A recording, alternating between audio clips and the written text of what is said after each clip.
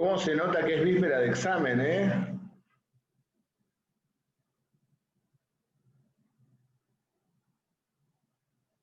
Hacía rato que no se conectaba tanta gente. Profe, ¿cómo se llama tu bebé? Enzo. Pensamos que le habías puesto Hipólito o algo así. No. Enzo, ya los futboleros ya se imaginarán por qué. Por Enzo Pérez debe ser. No, no, que por el único y auténtico Enzo. Por Enzo, por el Enzo Francescoli, obviamente.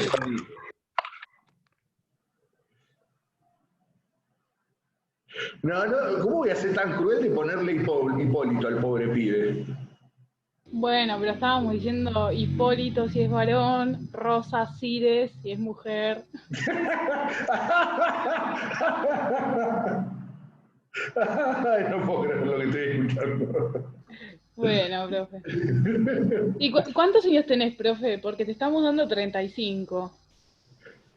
Son mis nuevos mejores amigos, los quiero. Yo mediante cuenta me dijeron que 38. 38, sí. Soy clase 82. Cumplo los 39 el 8 de enero. Profe, una pregunta. Sí. ¿Mañana nos vas a tomar con el cuestionario, o sea, con la guía, o con el programa?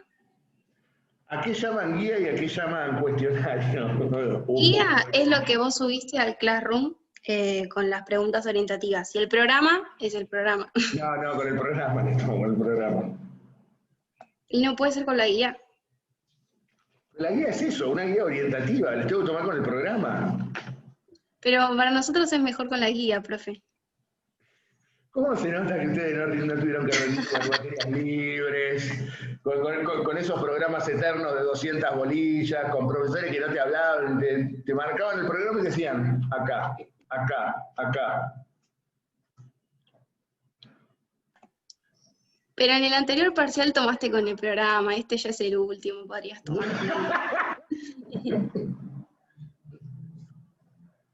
Profe, nosotros vamos con el parcial de mañana como vos con el Diego. Imagínate. Yo me pongo en la piel de ustedes, qué día difícil para estudiar hoy. ¿Viste? Yo opino igual. Igual, muchachos, tranqui, mañana. Sí, hay ánimos aprobandi acá. ¿A ustedes les parece, Pero, profe, ¿a ustedes les parece que a mí me gusta cagarme de calor en diciembre tomando examen? Mientras más rápido liquido esto, mejor, muchachos, a ver. si nos tomás el programa es como más intimidante. Yo me hago pipí, no sé. Pero esto ni siquiera es un programa, es una idea de clase. No saben lo que es un programa en serio ustedes. Pero en la guía te vas orientando, es como más una charla y no sé, en el programa es como punto por punto y me da miedo. Va, todos tenemos miedo. Quiero que abran los micrófonos porque me hicieron hablarle a mí. Pero además, de esto queda todo grabado, hay registro. Después me controla el titular a ver qué tomé, cómo tomé y con qué tomé. Hola, Maruchi. Profe, una consulta. Para Porque ir a sabe que encima, como somos amigos, yo me tomo atribuciones que los demás no se toman. Entonces, No, pero Ya, profe, ¿no sale una reunión aparte? ¿eh? nos fue bien en el parcial con Marucci. Te dejamos bien parado, profe. Sí, no, no lo pongo en discusión, ¿eh? No lo pongo en discusión. Bueno, pero con De más hecho, razón podemos presentar la moción para que nos tomes de la guía. Si querés hacemos votación en el chat. Pero esto no es una Plebiscito, democracia. profe. Lamentablemente esto no es una democracia. pongan Irigoyen guía, Mitre, si toman el programa. Por favor, voten. Irigoyen. A ver, bueno, vamos a ponernos un poquito serios, muchachos. Aprovechen para hacer las preguntas que tengan. Yo tengo una pregunta. Sí. La ley de defensa social, ¿a quién está destinada? Al igual Porque que no está destinada a cualquiera. Al igual que, igual que a la de residencia de 1902, básicamente a los extranjeros de origen, a los anarquistas de origen extranjero. Es una ley de represión del movimiento anarquista, igual que la ley de residencia. Profe, yo tenía una pregunta. Bianchi. ¿Viste en el gobierno de Frondizi cuando se da lo de laica o libre? Sí. No terminé de entender qué pasaba con las universidades privadas. Es como que tenían lo que usted se refirió con título habilitante. Como que después, no entendí si nosotros cuando nos recibimos, después tenemos que ir y rendir otro examen y ellos no lo hacen, eso no lo entendí. Vos hoy por hoy cuando nos recibimos ya está, sacás el título por ventanilla, haces todo el trámite, si tenés ganas y tiempo, haces la colación, todo el acto, pipí pucú, todo lindo, todo llorando, te entregan el diploma, o lo retirás por ventanilla y te vas a matricular en el colegio de abogados, como hice yo, porque no necesitaba rápido, sin fotos, sin nada. Para lo que voy, título habilitante significa que te recibís, te matriculás en el colegio respectivo y podés ejercer tu profesión. Cuando se lanza el tema de las universidades privadas en la presidencia de Frondizi, la discusión fue esa, si el título era habilitante o no. Obviamente, las universidades públicas, ¿qué era lo que reclamaban? Que si los que se graduaban en las privadas, después rindieran un examen ante las universidades públicas para refrendar el título. O sea, cuando hablamos de título habilitante o no habilitante, si una vez recibido, cumplidas las cuestiones administrativas de rigor, podés ejercer o no la profesión.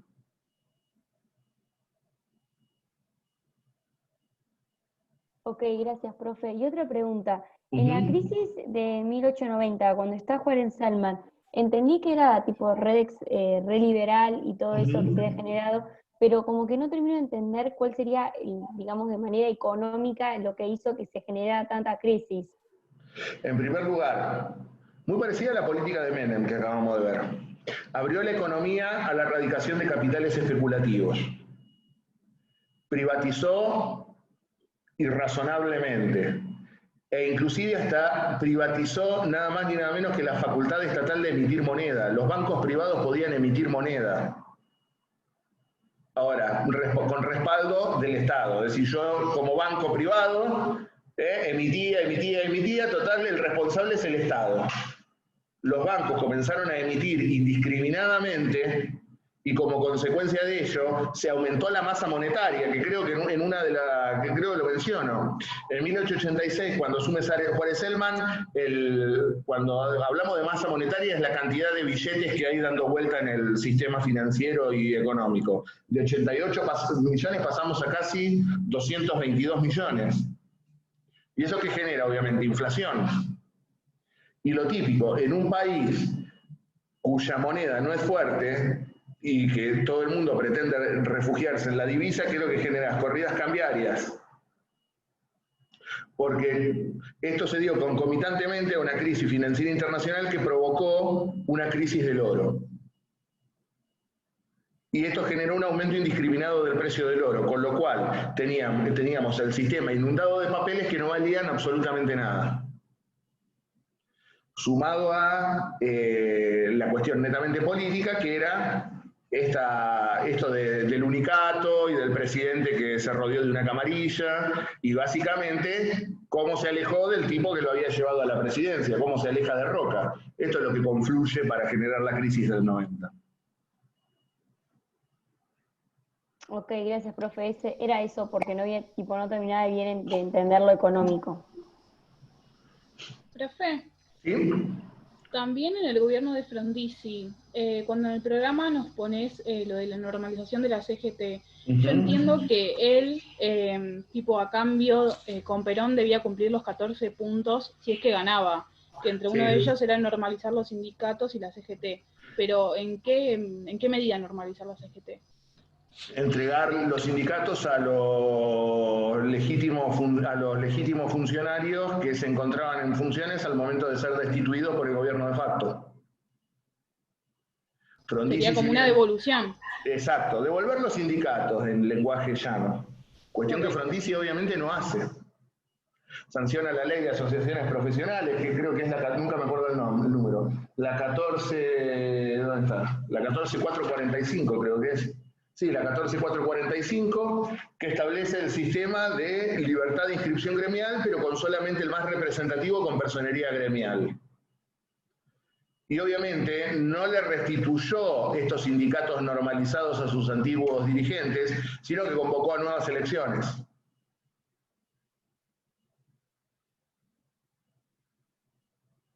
Elecciones para cubrir los cargos gremiales, ¿no? Profe, yo tengo una duda. La ampliación de los jueces, primero se amplía en el gobierno de Frondizi a 7 y después en el de Menem a 9, ¿sería? Hubo muchas marchas y contramarchas con eso. Con Frondizi efectivamente se aumenta el número de jueces a 7. Y el número de 7 se mantuvo hasta el golpe de Estado de 1966. Con el golpe del 66, el gobierno de facto destituye a la Corte, que venía de Frondizi, Guido e Ilia, y vuelve a una Corte de 5. Con el retorno del peronismo se mantuvo la Corte de 5, con la dictadura militar se mantuvo la Corte de 5, cambiando la integración obviamente, con el retorno a la democracia en el 83 se mantiene en 5, y ya durante la presidencia de Menem, con la ley 23774 en el 90, se amplía de 5 a 9 directamente.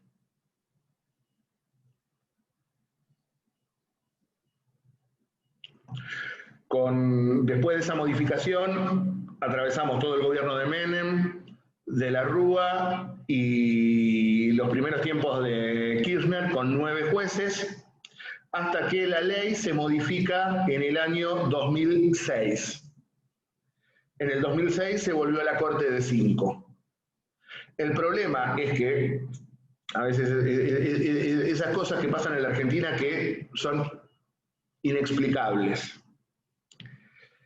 Se sanciona la ley estableciendo que la Corte tenía que ser de 5 jueces, pero el problema es que teníamos una Corte con 7 jueces. Sobraban 2, ¿qué hacemos con esos 2 jueces que sobran? Lo que se estableció que a medida que se fueran jubilando no se iban a cubrir las 2 primeras vacantes para dejar normalizado en 5 el número de jueces. Y efectivamente, a medida que en realidad no se fueron jubilando, se fueron muriendo. Primero se muere Enrique Petracchi en el 2014, después fallece Carmen Argibay. Ahí ya la Corte queda en 5, estaba integrada por Fait, Hayton, Lorenzetti, Zaffaroni y Maqueda, y el problema ocurre cuando a comienzos de 2015 se jubila Zaffaroni. Ahí se genera la primera vacante, que no se la dejaron cubrir a Cristina en el 2015, viene la jubilación de Fait, una vez que se produce el cambio de gobierno, el 10 de diciembre de 2015, con lo cual había 2 vacantes en la Corte. Viene la fantochada de Mauricio de querer nombrar 2 jueces en comisión, 2 jueces por decreto, una cosa mamarrachesca. Y más mamarrachesco aún es que los 2 jueces hayan aceptado ser designados de esa manera, esto también hay que decirlo. Después finalmente se cumplió con el procedimiento constitucional, pero los 2 monigotes habían dicho que sí, Rosenkrantz y Rosati. Rosati con el agravante de ser un profesor de Derecho Constitucional. Bueno, Rosenkrantz también, de Derecho Constitucional. Pero la evolución de la Corte ha sido esa. 7 con Frondizi, se mantiene con Guido, se mantiene con Ilia, la dictadura del 66 la vuelve a 5, y prácticamente se mantuvo con todos los gobiernos hasta Menem, que la amplía a 9.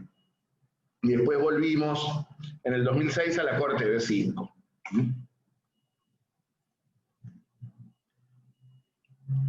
Profe, Sí. en la doctrina de la Revolución Triunfante, cuando habla del caso de Baldomero Martínez, sería, o sea, lo que entiendo está bien, que el gobierno dice que tenía la autoridad para decidir en ese caso, porque ejercía tipo todos los poderes nacionales. Sí. La Corte dice, como ganaron la revolución y en virtud de los deberes que la victoria impone, puede tomar ese tipo de resoluciones. Es un anticipo de lo que después vendría en la acordada del 30. Como venció en la revolución y tiene en sus manos los resortes de orden y de seguridad pública con las fuerzas policiales y de seguridad, está legitimado. Ok, buenísimo.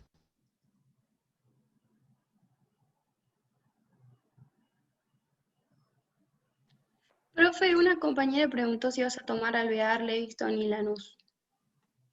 Lanuse, no Lanús. Lanuse. Lanuse. Y obviamente Lanuse, y sí, ¿cómo no voy a tomar Lanuse? Son los prolegómenos de la vuelta al peronismo en el 73. ¿Cómo no voy a preguntar Lanuse? Y en el gobierno de Alvear no hay mucho para nombrar, la verdad, mucho para decir. De Levingston tampoco hay mucho para decir.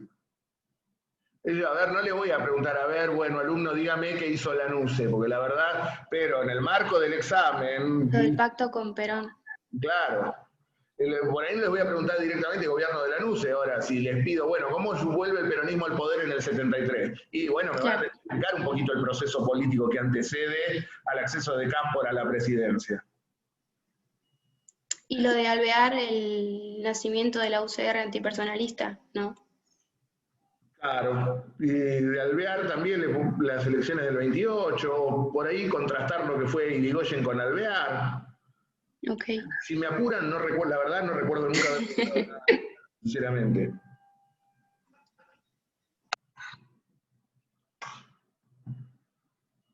Y de Levingston, también de Levingston, ¿qué me van a decir? Que nombró a Aldo Ferrer, ministro de Economía, se peleó con Lanuse y se fue, ya está, no hay mucho más para decir.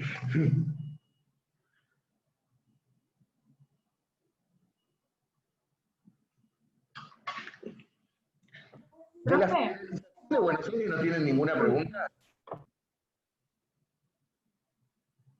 ¿De qué, profe? De la Federalización de Buenos Aires. Sí, yo justo iba a preguntar eso. En las alternativas del proceso, ¿serían los dos tipo planes de país? No, todas las alternativas institucionales que se producen. La elección presidencial, el traslado por decreto de capital a Belgrano, cómo una minoría de diputados compele a la mayoría a concurrir a sesionar, y como estos no concurren, los declaran cesantes, la intervención federal a Buenos Aires, la renuncia de Avellaneda, el rechazo de la renuncia de Avellaneda, el veto presidencial a la ley de intervención, cómo el Congreso insiste con los 2/3 frente a la ley 1029, la ley 1030, esas son las alternativas institucionales. Ok, joya. Sí, igual eso ya lo sabía, pero no, era para preguntar y sacarme la duda.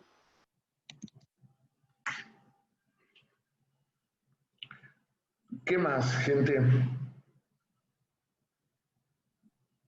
Profe, a Galtieri no lo menciona en el juicio usted en el PowerPoint. ¿Qué ocurrió con él? Galtieri creo que fue absuelto en el juicio. A pesar de habernos llevado a la guerra de Malvinas y todo el desastre que hizo. Por la guerra de Malvinas no es llevar un país como presidente, más allá de que sea de facto, no es un delito ir a la guerra.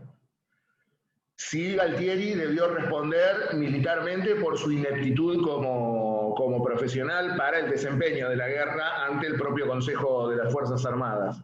Pero lo que fueron los delitos de lesa humanidad, Galtieri, o mejor dicho, por las acusaciones por las cuales formalmente fue llevado al juicio a las juntas, creo que fue absuelto.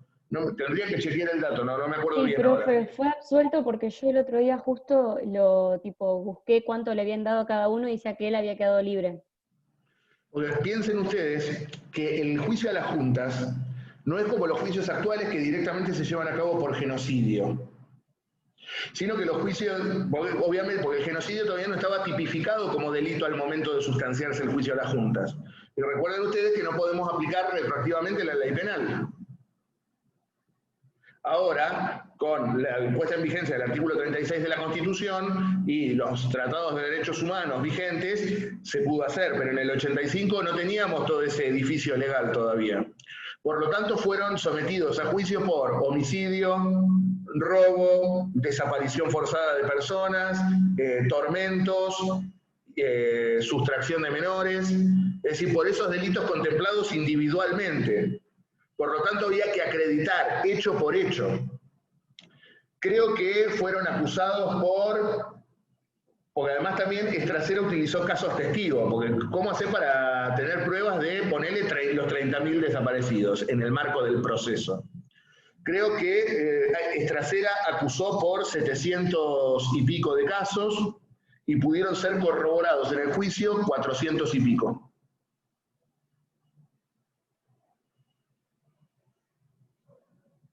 Por eso creo que Galtieri fue absuelto.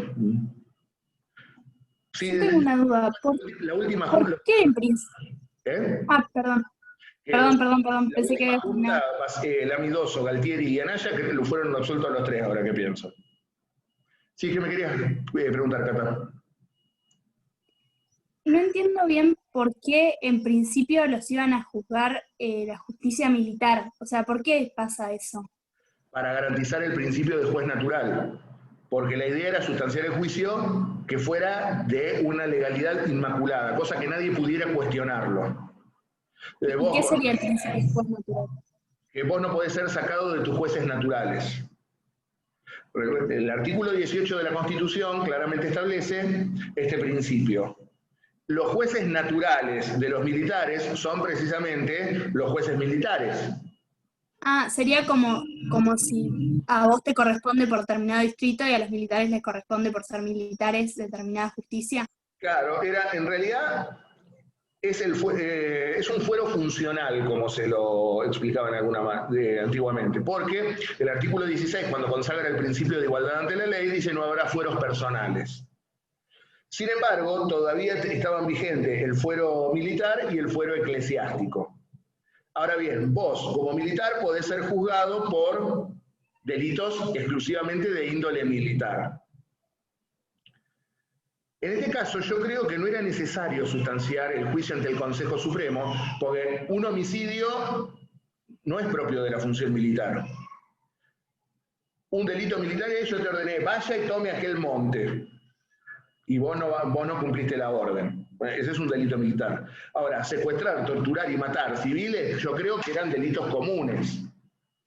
Yo creo que lo que trató de hacerse fue de garantizar el proceso. Pero miren, le damos la oportunidad de que ustedes se autodepuren y que ustedes se juzguen a ustedes mismos.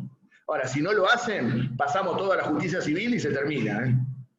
Y pasó esto. No tuvieron la inteligencia para autodepurarse y para autojuzgarse y vino el juicio ante la justicia civil. Y hay algunos que no siguen siendo juzgados porque se murieron, porque si no se la pasarían deambulando por tribunales todavía. Piensen en el caso de Luciano Benjamín Menéndez, que se la pasa de la celda a tribunales, de la celda a tribunales, de la celda a tribunales. Porque además también algo que es sumamente importante, en el año 2003 Argentina le otorgó jerarquía constitucional a la Convención o al Tratado Internacional sobre imprescriptibilidad de crímenes de guerra y de lesa humanidad.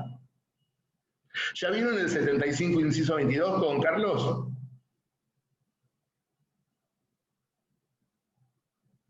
El de jerarquía de los tratados. Creo que sí, ¿o no? Sí, profe. La última clase. Recuerden ustedes que el primer párrafo del inciso 22 establece que los tratados tienen jerarquía superior a la ley. Luego, el segundo párrafo establece un núcleo duro de convenciones sobre derechos humanos o de instrumentos sobre derechos humanos a los cuales directamente le otorga jerarquía constitucional. La Declaración de Derechos Humanos de la ONU, la Declaración de Derechos del Hombre de la OEA, el Pacto de San José de Costa Rica, el Pacto de Derechos Civiles y Políticos, etcétera, etcétera, etcétera. Y el tercer párrafo faculta al Congreso de la Nación a otorgarle a tratados de derechos humanos que no sean de los enumerados en el párrafo anterior, jerarquía constitucional con una mayoría agravada. Es decir, el Congreso le puede otorgar a otro tratado de derechos humanos que no son de los 11 enumerados en el segundo párrafo, jerarquía constitucional. En este sentido, el Congreso de la Nación en el año 97 le dio jerarquía constitucional a la Convención Americana sobre la Desaparición Forzada de Personas. Y en el 2003 al Tratado sobre la Imprescriptibilidad de Crímenes de Guerra y de Lesa Humanidad. Es decir, ¿qué significa esto de la imprescriptibilidad de los crímenes de lesa humanidad? Que la acción penal no se extingue por el transcurso del tiempo. Así que si vivís 100 años, vas a estar 100 años respondiendo en juicio.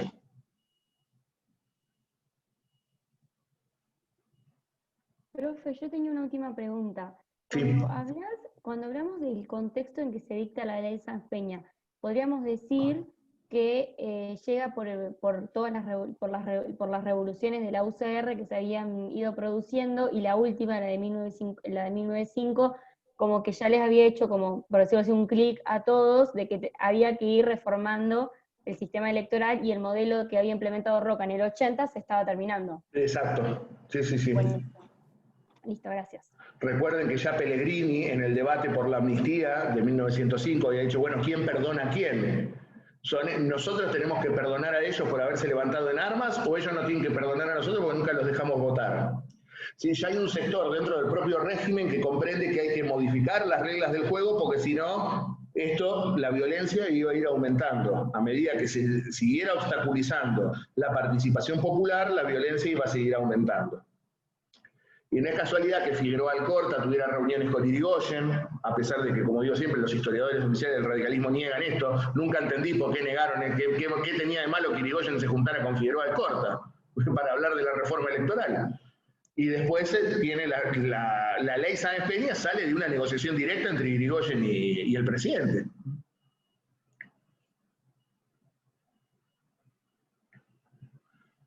¿Qué más, chicuelos?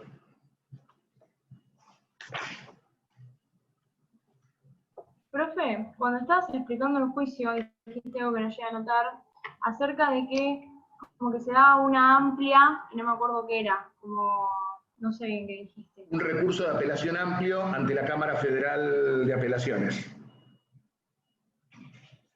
Es para garantizarles a los milicos el derecho a la doble instancia. Es decir, la condena que aplicara el Consejo Supremo de las Fuerzas Armadas podía ser apelada por las defensas ante la Cámara Federal. Es más, hasta se perdieron una instancia, porque como nunca se hizo el juicio ante el Consejo Supremo e intervino en instancia originaria la Cámara, después no pudieron apelar.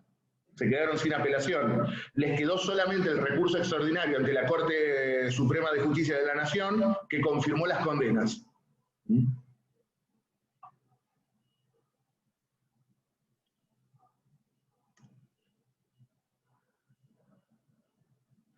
¿Qué más?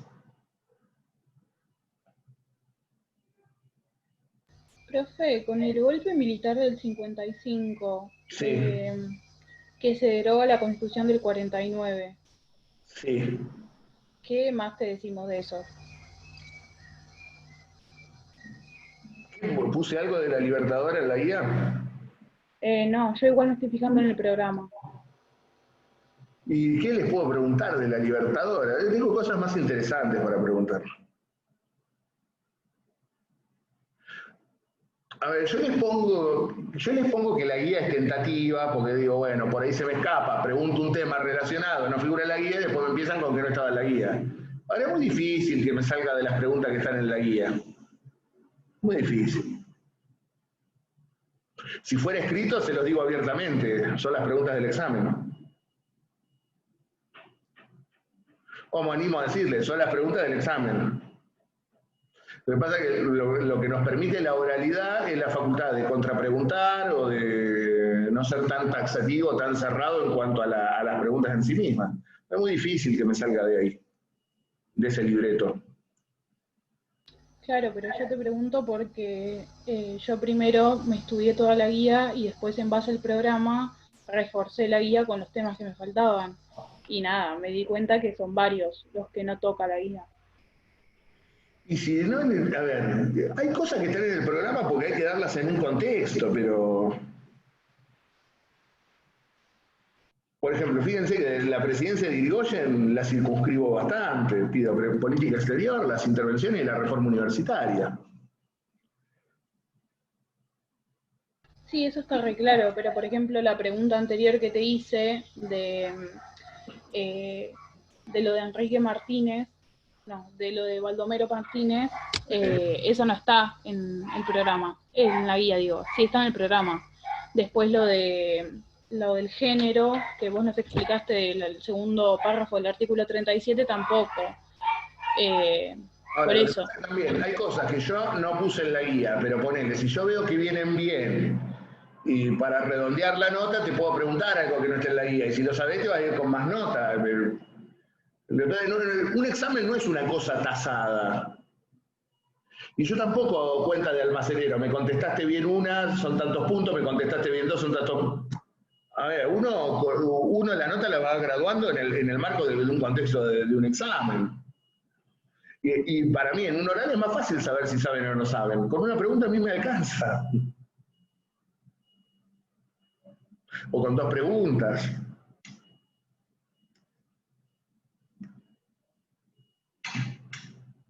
A ver, nos quedan 10 minutos. Para ir circunscribiendo, a ver.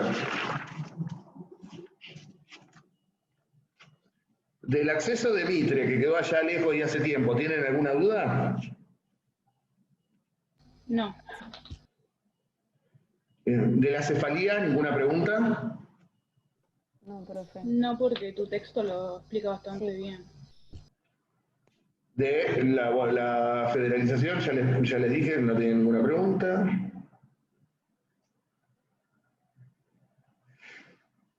Sistemas electorales, me preguntaron lo de las circunscripciones. ¿Con el resto de los sistemas tienen algún problema?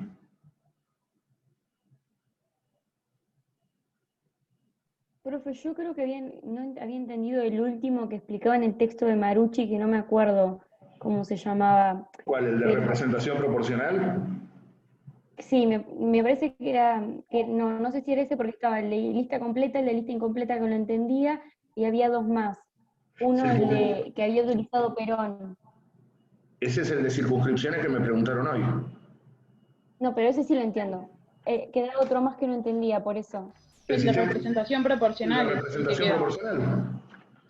Ese es el más fácil de todo. Obtenés tantas bancas en forma proporcional a los votos obtenidos. Por ahí Carlos es más quisquilloso para preguntar esto. A mí eso es de derecho político. Ok, listo. Digo, con que me digan eso ya está. Es más, tampoco, no me gusta preguntar tampoco sistemas electorales. Sí. A ver, ¿qué más tenemos? La elección del vice de 1928, ¿alguna duda? No, profe. Tampoco.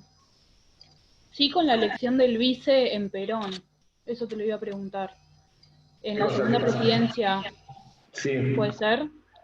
Sí. ¿Y lo podés explicar así breve? Lo que pasa es lo siguiente. Recuerden ustedes que la Constitución del 49 establece la elección directa de presidente y vicepresidente. Terminamos con el colegio electoral. Para las elecciones del 51, el peronismo repite fórmula, Perón-Quijano. El problema es que las elecciones se llevan a cabo en noviembre del 51, el 11 de noviembre, pero los electos debían reasumir sus cargos el 4 de junio recién. Perón había asumido el 4 de junio del 46, culminaba el mandato el 4 de junio del 52, y como había sido electo, empezaban de nuevo 4 de junio del 52.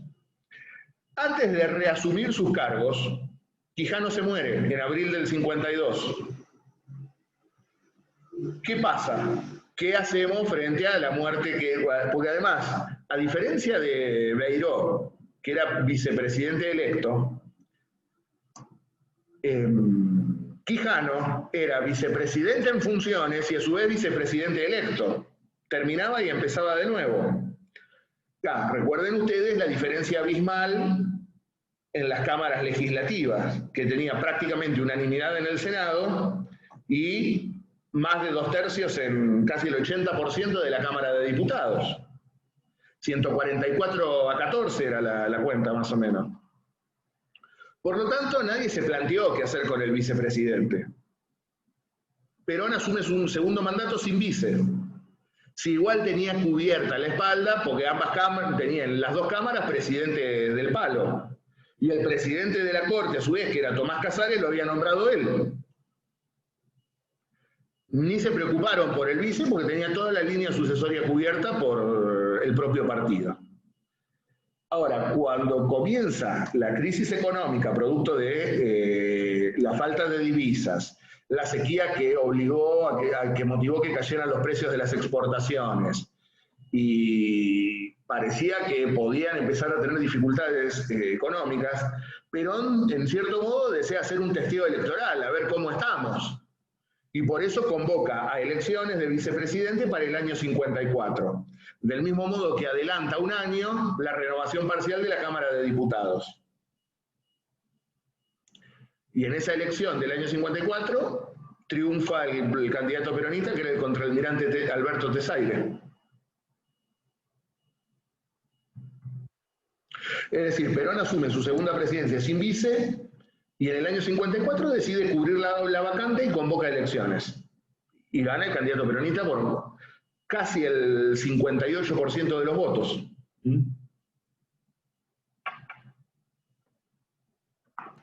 Profe, esto no tiene nada que ver con el parcial, pero después te podría fijar si te llegó mi trabajo práctico que tuve que hacer de nuevo, porque tuve, no sé, hay unos problemas con el Classroom. Pero igual te mandé un mensaje. ¿Quién me está hablando? ¿Pía? Brenda Castro. Ah, sí, llegó tu trabajo, ¿eh? Ah, buenísimo. No lo miré yo porque el trabajo tuyo lo corrigió Juliano, así que lo vuelva a mirar Juliano. Dale, listo. Los que corregí yo, sí, ya los miré y los corregí la nota y los devolví. Hay dos trabajos, que son el de Bornes y el tuyo, que los tiene que mirar Juliano. Del mismo modo, Valera, no sé si está conectado, lo tiene que ver Juliano al trabajo de las bases también.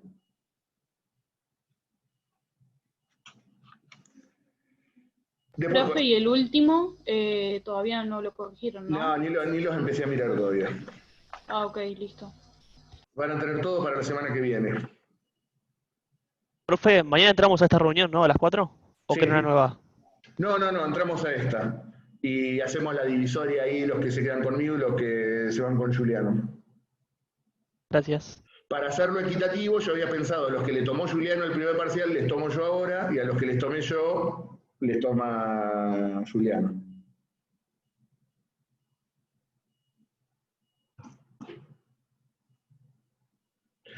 Ahí González me está preguntando algo que no alcanzo a ver.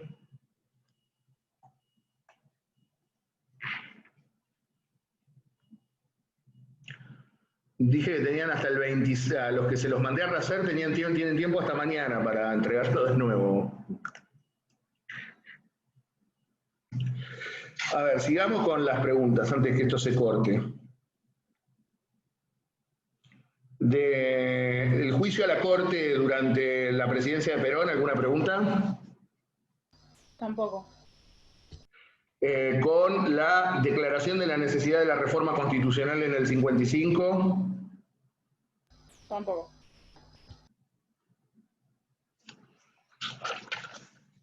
Después ya viene Frondizi, Ilia. Con la cefalía del 73, con la del 62, con la del 2001, ¿ninguna pregunta? No, de eso no, pero de Ilia, ¿vas a preguntar así la presidencia en general? Una caracterización, sí. Ok. Profe, yo le quería preguntarle en el 2001, ¿por qué, si no me equivoco, asume Rodríguez Sá por la ley de la cefalía? Sí. Y después viene Camaño, un diputado. ¿Qué pasó ahí en el medio? Pues Rodríguez Sá renuncia. Después de una semana renuncia.